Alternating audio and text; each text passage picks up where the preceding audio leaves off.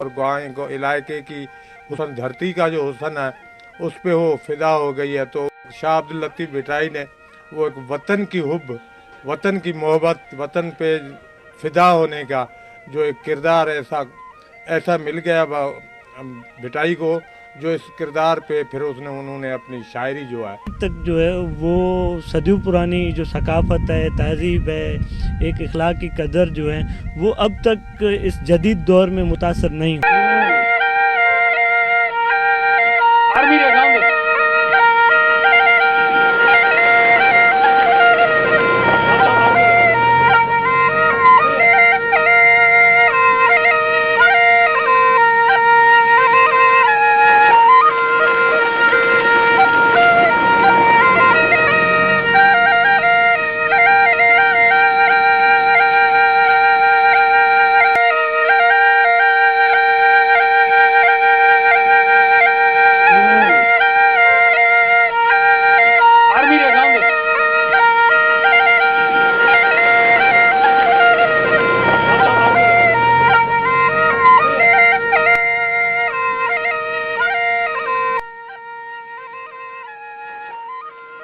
فضا میں گونجتے ہوئے گیت، موروں کا رقص اور صحرا میں سفر کرتے اونٹوں کے قافلے. یہ صحرائے تھر ہے. اس کا شمار دنیا کے 9 بڑے صحرا میں ہوتا ہے. 19,000 مربع کلومیٹر پر پھیلے ہوئے علاقے کی آبادی 20 لاکھ کے قریب ہے. تھر کے ساتھ ہی پارکر کا علاقہ ہے جو زرخیز سرزمین اور کاروں جھر کے پہاڑی علاقے پر مشتمل ہے. پہلے یہ دونوں خطے الگ الگ ناموں سے مشہور تھے، مگر بعد میں ان کو جوڑ کر تھر پارکر کہا جانے لگا. تھر جو ہے وہ صدیوں پرانا ایک تاریخی اور تہذیبی طور پہ اہمیت رکھتا ہے، اور تھر دنیا کا واحد سرسبز علاقہ شمار کیا جاتا ہے. اور اس کے سوائے معدنی دولت کے حوالے سے تھر نہ صرف پاکستان میں بلکہ پوری دنیا میں کول کے حوالے سے 7ویں نمبر پہ بڑا ذخیرہ رکھتا ہے. اور چائنا کے لیے گرینائٹ پتھر وہ بھی جو ہے وہ تھر پارکر سے ملتا ہے. اور تھر کی آج تک جو ہے وہ صدیوں پرانی جو ثقافت ہے، تہذیب ہے، ایک اخلاق کی قدر جو ہے وہ اب تک اس جدید دور میں متاثر نہیں ہوئی. علاقے کے لوگوں کے ذریعہ معاش کا زیادہ تر دار و مدار مویشیوں کی افزائش پر ہے. طویل اور دشوار گزار راستوں، اکثر مہمان بن جانے والی خشک سالی اور دوسری مشکلات کے باوجود علاقے کے لوگ خوش رہتے ہیں اور بہت مہمان نواز ہیں. کارو جھر کے پہاڑی سلسلے 20 کلومیٹر طویل ہیں اور اس کی بعض چوٹیاں 300 میٹر تک بلند ہیں. یہ پہاڑی سلسلہ جنگلوں اور چراگاہوں سے ڈھکا ہوا ہے. انہی پہاڑوں سے قیمتی گرینائٹ کا پتھر بھی حاصل ہوتا ہے اور چائنا قلعے بھی. نگر پارکر کے علاقے میں قدیم آثار ہیں جنہیں 500 سال قدیم بوڈیسر کی مسجد کے علاوہ جین مت اور ہندوؤں کے مندر اور مقدس مقامات ہیں. نگر پارکر میں زرخیز زمینوں پر کاشتکاری بھی کی جاتی ہے اور مویشیوں کی افزائش بھی. یہ کارو جھر کا پہاڑی سلسلہ ہے جہاں قیمتی گرینائٹ بھی ہے اور ہندوؤں کی زیارت گاہیں بھی، اور یہ پورا علاقہ فطری حسن سے مالا مال ہے. سندھ کی لوک داستانوں میں عمر ماروی کو خاص اہمیت حاصل ہے، مگر یہ بات شاید بہت کم لوگوں کو معلوم ہو کہ اس قصے نے تھر میں ہی جنم لیا تھا. اسلام کوٹ سے نگر پارکر جاتے ہوئے ماروی کا گاؤں بھالوا ہے، جس میں ماروی کا تاریخی کنواں ہے جہاں سے عمر کوٹ کے حکمران عمر نے ماروی کو اغوا کیا تھا.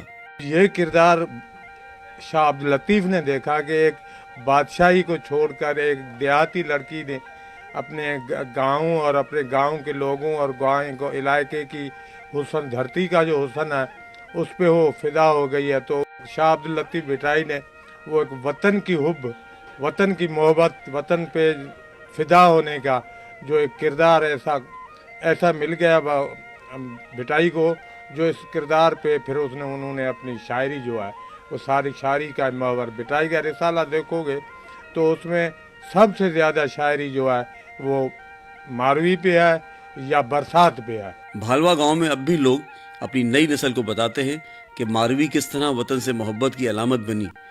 تھر پارکر کے علاقے میں مور کثرت سے پائے جاتے ہیں. خاص طور پر نگر پارکر میں یہ بڑی تعداد میں رہتے ہیں، جہاں کے باشندے ان کی خاص طور پر حفاظت کرتے ہیں اور ان کا شکار نہیں کرتے اور نہ ہی انہیں پکڑ کر فروخت کرتے ہیں.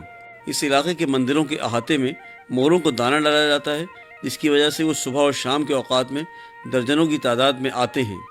مور جو ہے نا وہ ایک بہت نازک اور خوبصورت ہے، اور یہ سانپ کا دشمن ہے. सांप को जहाँ भी ये देखता है उसको पकड़ के वो उड़ जाता है, फिर वो नीचे फेंकता है और 1-2 मरतबा उसको रिपीट करने से सांप मर जाता है। तो इसकी वजह से जहाँ मोर ज़्यादा होंगे वहाँ सांप बहुत कम होते हैं। थर का पूरा इलाका रंगारंग सकाफती विरसे और समाजी रिवायात से माला माल है, जिसका अक्स इस इलाके की दस्तकारी में भी नुमाया है। शोख रंगों और इलाके में पाए जाने वाले हैवानात और दरख्त उनकी दस्तकारी में जगह जगह नज़र आते हैं, जबकि खूबसूरत डिज़ाइन उनको मज़ीद दिलकश बना देते हैं। और ऐसा जो काम है दस्तकारी का है या जो ब्लॉक पेंटिंग का काम है, सिंध के और कई इलाके में नहीं होता है, क्योंकि हमारी जो सकाफत है, हमारी जो लिबास है, हमारी जो उनकी एक बहुत बड़ी अहमियत है। सिंध के कल्चर से शाह इनायत के वक्त से उससे पहले चालू हुआ है। मिट्टी थर में हम 150 साल पौने 200 साल पहले आए हुए हैं। हम राजस्थान से आए हुए हैं। ख़वातीन अपने घरों पर बहुत मेहनत से कशीदाकारी करती हैं। हाथ के काम का 90% इन्हिसार इन ख़वातीन की मेहनत पर होता है। वो रात दिन मेहनत करके रिली के अलावा दीगर बेडशीट्स तैयार करती हैं, जिनके डिज़ाइन मुख्तलिफ नौइयत के होते हैं।